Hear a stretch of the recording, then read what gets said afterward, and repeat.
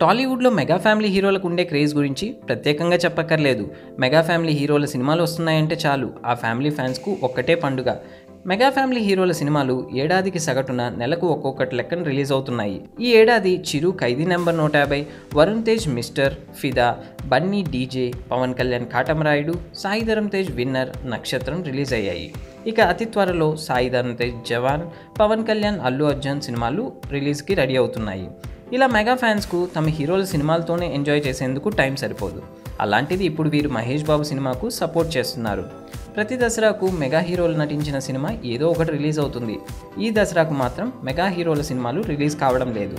ఈ దసరా రేసులో మహేష్ బాబు స్పైడర్, ఎన్టీఆర్ జై లవ్ కుశ ఉన్నాయి.